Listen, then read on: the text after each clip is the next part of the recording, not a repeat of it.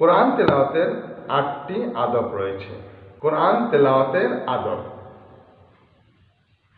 কোরআনকে রেহাল বা অনুরূপ উঁচু কোনো বস্তুর উপর রাখা। আবু দাউদ শরীফের হাদিস ৪৪৪৪। ২. মুখ পরিষ্কার করা ও পবিত্র অবস্থায় কোরআন স্পর্শ করা। সিলসিলা সহিহ হাদিস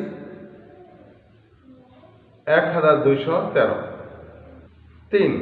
সম্ভবপর কিবলামুখী হয়ে তেলাওয়াত করা। সিলসিলা সহিহ হাদিস ২৬৪৫। ৪. দোয়া পাঠের মাধ্যমে তেলাওয়াত শুরু করা। সূরা নাহল আয়াত নাম্বার ৯৮। নাম্বার ৫. কোলাহল মুক্ত পরিবেশে গভীর মনোযোগ দিয়ে পাঠ করা। সহিহ হাদিস বুখারীর ৭৩৬৫। দরাজ গলায় স্বাভাবিক সুন্দর কণ্ঠে ধীরস্থিরভাবে তেলাওয়াত করা। মিশকাতের হাদিস ২২০৮। ৭. গানের সুরে নয় বরং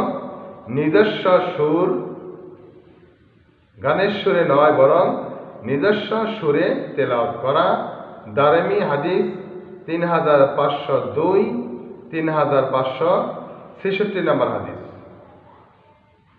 নাম্বার ৮.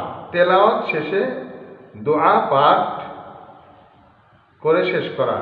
নাসাইর হাদিস ৩০৮। এই ৮টি আদবের মাধ্যমে শিক্ষা প্রতিষ্ঠানে